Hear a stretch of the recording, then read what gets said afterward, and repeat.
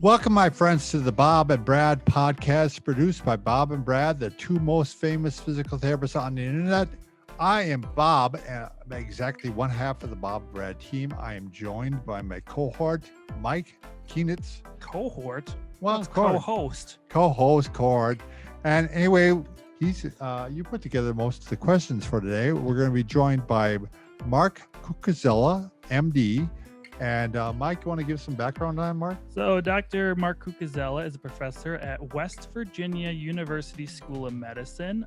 He's actually a competitive runner for over 30 years, and he has more than 100 marathons and ultra marathon finishes. Mark is also the owner of Two River Treads, a center for natural running and walking in his hometown of Shepherdstown, West Virginia. And I want to mention, Mike, that he also tells us during the podcast that he was, had surgery 20 years ago to the point where he thought he was done running.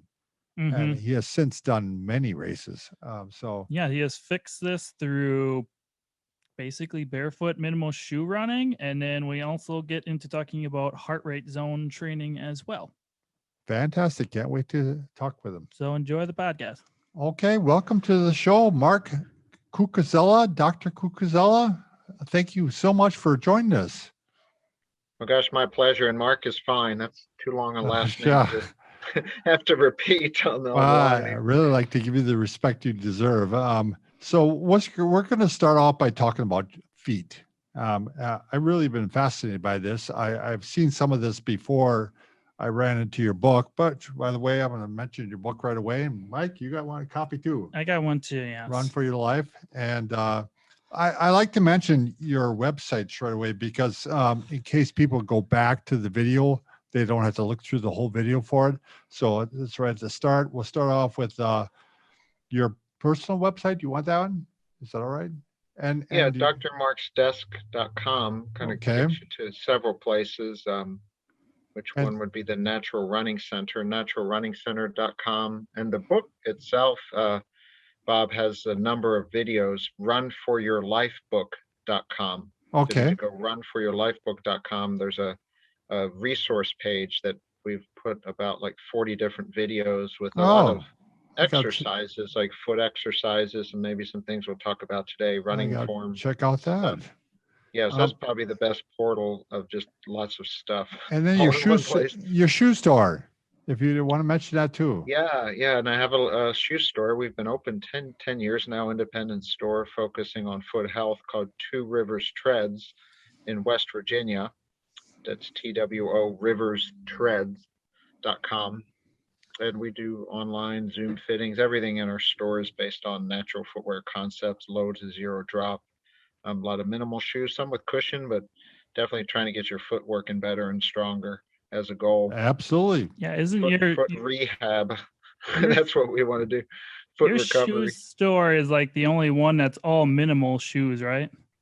Well, I would say all natural type of footwear because, like, for example, you're running trail races, right? So the shoe's still going to be that nice, flat, wide toe box, light, flexible, but you need some protection. Right. Mm-hmm. Right. So I usually run barefoot or sandals, but last fall I signed up for one of those crazy 100-mile trail runs because everything was canceled. So I wore some cushion in that damn race, right? Sure. I'm glad I did. So I had a pair of like Ultra Touring, which I would never way too much cushion for every day. Sure. But no, I was glad I had cushion at day 2. Yeah. Stepped over how many roots and rocks. Yeah. So, it's like having a set of golf clubs. You adapt your body to move well, strong feet, and you're going to adjust the type of shoe based on whatever activity, the terrain, your goal. Well, why do you think that companies went the other direction? I suppose it was all in good faith, but they all thought it was the right thing to do. But thick, elevated heels and lots of arch support. Yeah, I don't think there was really nefarious intentions, so sure. Back in I'm 55. So when I started running at about age 13 and my first shoes were like Puma Clydes, or Keds that we just had one pair of tennies. Exactly. When we were growing up. And then, you could read, the history of Nike and, Yeah, there was first shoes were these very minimal Anazuka's very minimal running shoes, and then there was kind of a hypothesis, and if you read Shoe Dog and some of the books about early Nike, so it was kind of a hypothesis. Well, maybe we could lengthen people's strides, if we put a little bit of cushion in the heel, and they could reach their foot out a little longer, and kind of that's how at least those initial like Nike Cortez and waffle shoes kind of evolved. Just put a little bit of wedge in the heel, let them strike out a little bit more. But then, like any industry, we become driven and kind of fascinated by the technology, right? The more Right. technology, and then seeing the technology. So then you went from just a little heel wedge to then like Air Max, where you could actually see the air bubbles, and of course, Right. it kind of made sense. Well, we need to guide and support the foot because it was a nice narrative where the foot needs all this protection and support to run. We need to stop pronation, even though there was no science behind any of that, but it kind of was a nice strategy. You went into the running store, they saw your foot move a little bit. Well, we don't want your foot to move. Look, that might cause injury. So let's Right. brace your foot up. But we know that, your physical therapy, right? That the foot needs to move, right? You got Right. 26 bones, 33 joints, 100 muscle tendon insertions that are all doing some form of magic. And we want the foot to be able to behave like a foot and support the movement, not an external device, because the more you support something, the more intrinsically it weakens, which means then you need more support, weaken more, and then you're kind of destitute for a life of supporting your foot. So you can always reverse that trend by starting, just like any extremity. If you have something hurt, support it, and then you wean support and add strength. If I'm rehabbing your shoulder or your hip, wean support and add strength. But we should apply that to the foot and ankle. So you recommend starting off. This is what I've done. I got some zero drop shoes and I walk with them. I Heck run yeah. also, but I'm not running with them yet. And I have found, I mean, my calves get really tired. I mean, they're somewhat sore, but I mean, they're just a lot more tired these last month. But Yeah. I would expect it. I'm 61, so a little bit of age. And that's actually good, Bob. So if you're going to the gym and you're working a muscle that hasn't been worked in a Right. while, you're going to wake up the next day and be a little tired, and then you adapt.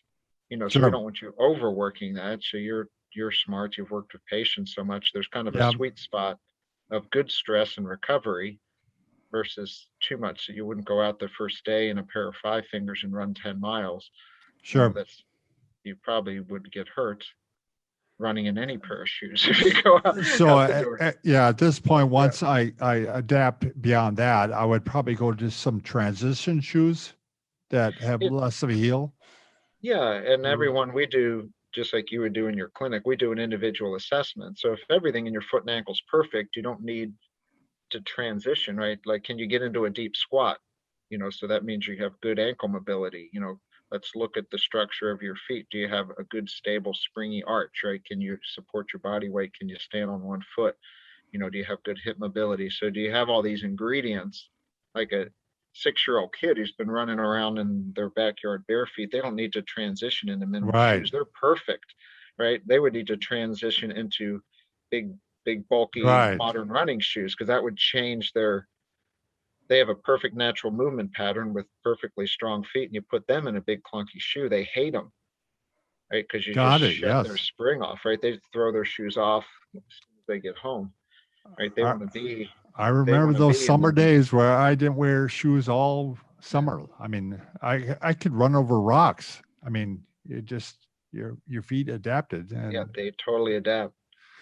so And it's a great point too about walking, so, I've sure. presented a couple papers to the AAPSM, American Academy of Podiatric Sports Medicine, just on some of the benefits of minimal shoes to walk. So it shouldn't be too far outside the imagination that if you walk in a shoe that lets your muscles work, your muscles get stronger.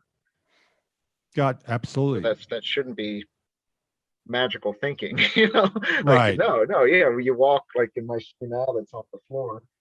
This is a zero shoe, right? So I could roll this shoe up and put it in my pocket. So Right. when I walk around, my muscles, this is just, I have to have something on my foot at the hospital. or else they think you're a freak. Yeah. Which we all are, but Sure. so it's like covert barefoot. It feels great. So just so we're clear, so people know, I mean, part of the problems with these regular shoes is it's going to weaken your feet. I mean, Yes, the more you support the foot, the more it gets weak over time. And that, one of the big, you guys deal with a lot of elderly in rehab. So you have an elevated heel, weak yep, feet, narrow toe box, foot's in plantar flexion, step off a curb. What happens? they're going to fall hard. You fall. Yep, Yeah, so it's when your feet are flat to the ground, wide, flat to the ground, and you can feel the ground, you have what's called proprioception, which is the most important part of our balance. Our eyes help us balance, our inner ears help us balance, but the feet feeling the ground is the primary mechanism of balance. So the more that's masked and shut off, I mean, this isn't even about running or walking injuries. This is about not falling and breaking your hip. yep, Yeah, you see, we have tons of elderly clients come into our store. They have no desire to run, but you put them sure. in like a wide, flat walking shoe, and they're like, "Oh my gosh, like I feel like I'm not going to fall." Because Yeah, I then read in your they book, rehab. again, Run for Your Life, that I believe you said at one point that there's like hundreds of thousands of sensors in your feet if you make them work. I mean, if you can get them to work. Yeah, No. Do you think, I'm reading this book on fascia right now, and they're talking about how a lot of that comes from the fascia itself. Is that your belief too? That yeah. What book are you reading now on fascia? There's some I'm great reads. reading I got it written down right here, Fascial Fitness by Robert Okay. Sleep. Oh yeah, he was one of the original writers about fascia. Going way back. So fascia is all of our loose connective tissue. So every muscle, every organ, every tendon is encased with this fascia. And the fascia is living. It's got nerves, it's got blood vessels in Yes. it, and it's the spring. So the fascia is kind of the spring that makes us move. So the plantar fascia, the Achilles tendon, these are big springs. And when these get stiff and hard, right, they're not being used. Right. So you think of a kid jumping rope, right? It's like tap, tap, tap, tap, spring, spring, spring, spring, spring. No Right. energy, right? They're good. That fascia is wonderful. They could do that all day. And then we take our 70-year-old with arthritis of the hip and knee and dysfunctional feet, right? They try to jump rope, Yep. right? Their fascia, their spring doesn't work. Lieberman, my friend up at Harvard, another fellow barefoot runner, way smarter than I am. He's at Harvard. But he's like the Holiday Inn Express guy. He's published hundreds of papers. But yeah, Sure. he's got all his like super smart grad students up there, but they actually studied the human foot and the fascia. And when the foot's functioning well, the foot, it's like a super ball. You drop it to the ground, and if the fascia, the springs of the feet, the plantar fascia, Achilles tendon, a foot will return, foot and ankle, 70% of the energy, right? Like you Sure. drop it to the ground and Gotcha. Yep. right, spring, right? You watch the Kenyans run. They look like they're not using much energy. Right. That's true. So because they're I've springing. watched it. I've watched Yeah, you're slow like, what the motion heck? film. Yeah. It's like, why they're just springing. And then like if you have someone whose fascia doesn't work, right, they've just been sedentary, right? They've been bed rest. They haven't been, their foot hasn't been trained every day, right? They walk into the room like this, right? They just like hit the ground. It's like a Right. Hummer that the shocks are locked up. And then all those forces go into their knee and hip, which contribute to the knee and hip arthritis, which we see, as you guys see, like all too common Right. when the springs of the foot and ankle work, right? It's like your shocks of your car. Then the frame, the chassis doesn't take that hit. So hopefully I hope to live my whole life with my original hips and knees. And I think Yep. the trajectory is good. I'm 55 and have run probably 120,000 miles in my life. I don't know what's it around I mean, people would say you should need new knees now, but no, the more Right. you run correctly, the more it protects your knees, right? Because it's good for your cartilage, good for your connective tissue. Don't run too much or too hard. Just So run enough to yeah, give that that good. fascia, when it's not used, it becomes like sludgy and stuck together. Comes just Eh, stiff and inflamed, and the diet and the diabetes is a big issue too. So when someone's, Oh, it is. when they're metabolically inflamed, right, we know that tissue just is not, you could even like take a, take your finger and pinch, pinch the skin, and someone who's like fully diabetic, like a lot of our patients here in West Virginia, like their skin is just stiff, right? It just doesn't recoil back Interesting. nicely. Yeah, so Sure. you can, like the healthy people, right? Their skin's like butter, right? It just like they could be 90, the uber well 90-year-old. You look at them, their skin looks like they're 30, just the way it feels, because it's like totally healthy tissue. Is that more anti-inflammatory food type Where foods they, or? yeah, type 2 diabetes. So a lot of our patients with type 2 diabetes, which is a high insulin state, the folks with the belly, or pre-diabetes, which basically is the same thing, their tissues are inflamed. The glycation from the sugar and the inflammation from the high insulin state when they're storing, creates, stress throughout the entire system, in the joints and the tissues and the fascia and the brain. You name the organ system, in the Sure. heart, blood vessels, it's all taken a hit, So in a yes, sense, it really has to start with diet. I heck mean, yeah, and yeah. So then, so yeah, you because if you can don't look do up. that, you're behind the Yeah, ball, there's a eight ball. guy I was at the podiatric sports med seminar pre-COVID, and their keynote speaker was, his name was Nick Mufili. Yeah, he's from Italy initially, but was at London. He was like the leading fascia researcher, and tendinopathies, which are fascia. So all tendons are fascia when you hear tendinopathies. Yep. But it was wonderful. So he gave his keynote address, tendinopathies as a metabolic disease. Oh, really? Yeah, Interesting. right. We want to ultrasound it, inject it, use PRP.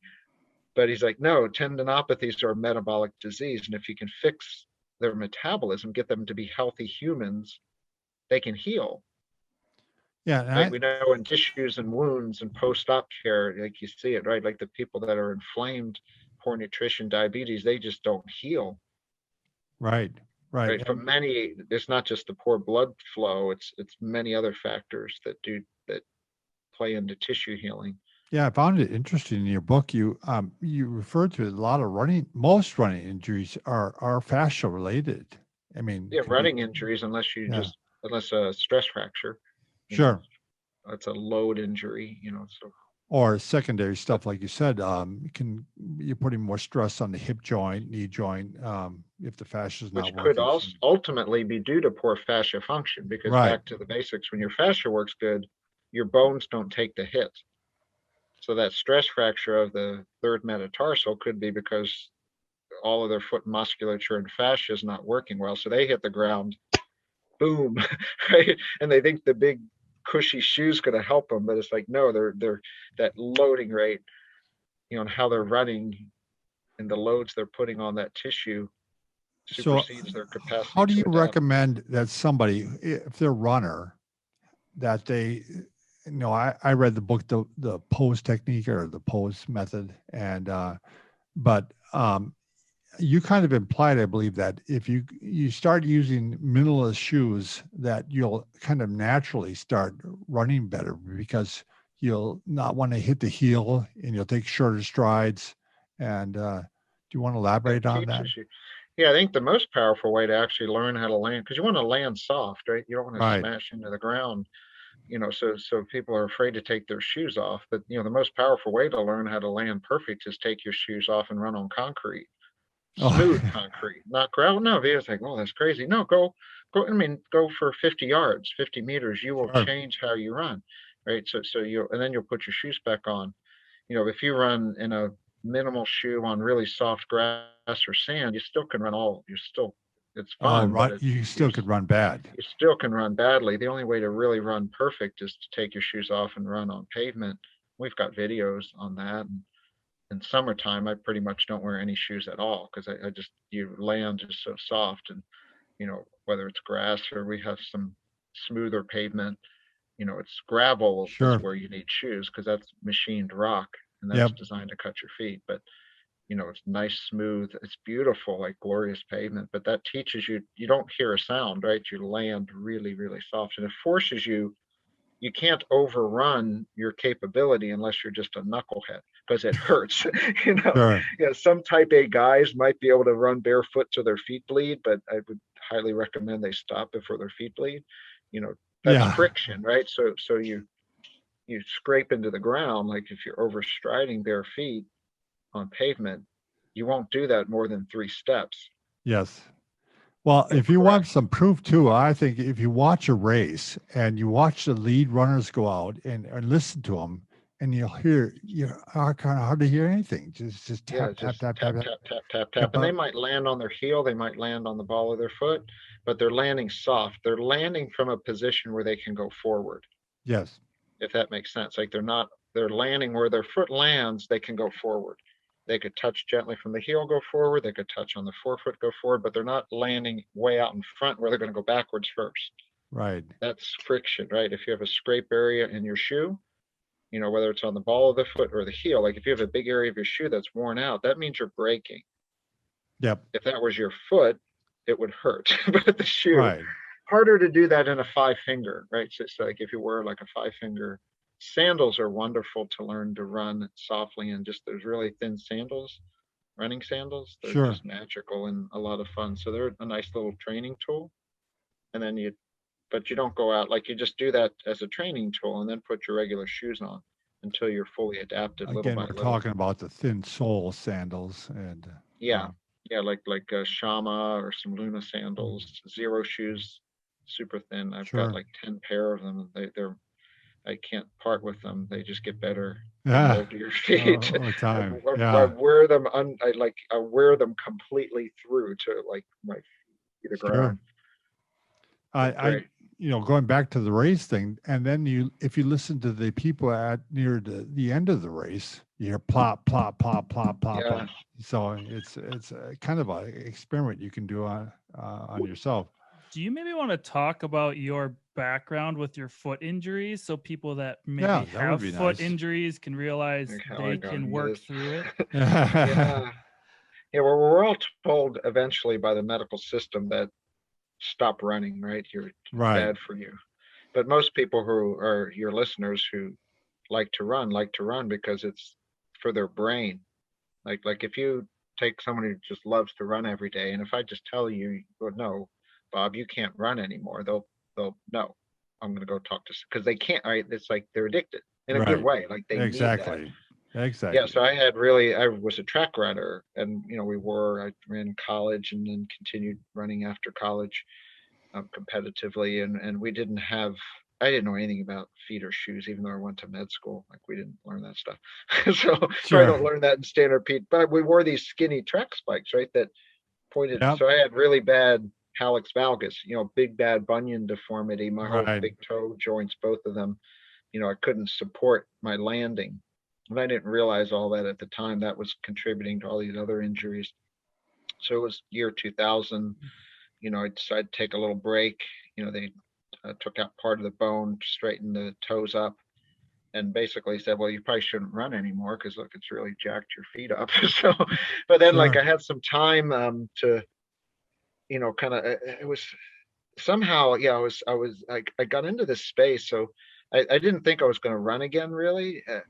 But then I got into I started to learn about exercise physiology and slowing down. So I started to read like Maffetone, some of the heart rate stuff. Sure. And I just started running slow, and my wheels started to come back just by running slow.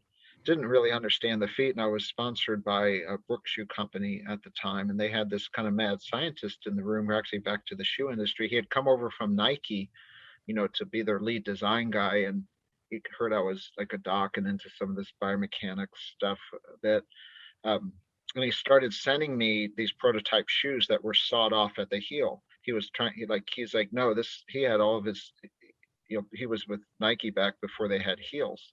Sure. And like, he was a physicist guy, like a engineer guy. So he knew all that. He's like, no, we need to make these flat shoes. Sure. So he like taught Ahead me of his everything time. about that. He's like, just try these shoes. I'm like, oh my God, that's wonderful.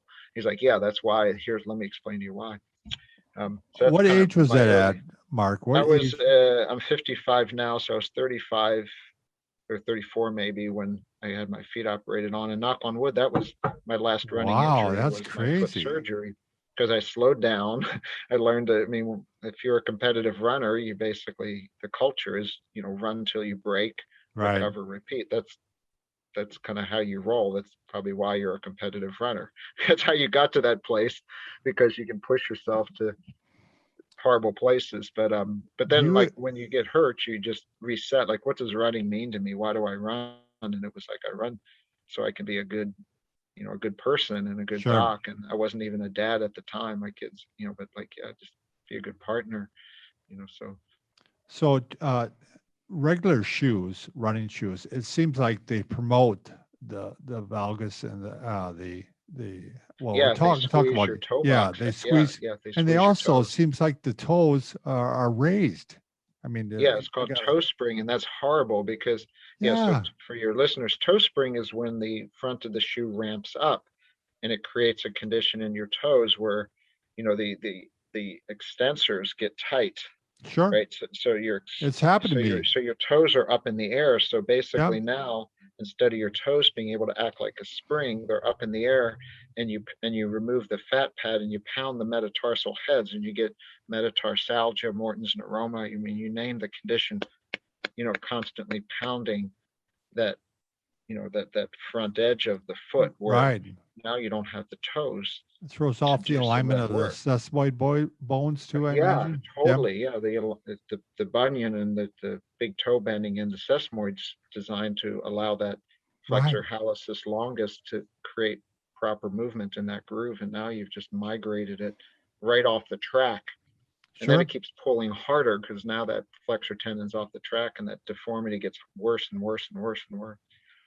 Toe spacers are wonderful if you have that. They're called correct Yeah, toes. I'm going to get a Yeah, pair of those, especially yeah, for my correct wife too. toes. My good friend Dr. Ray McClanahan is a podiatrist, smartest podiatrist, you know, of the bunch. You know, he kind of went the other direction when he realized that most of his profession was just promoting more support, and he's like, well, this Yes. doesn't make sense.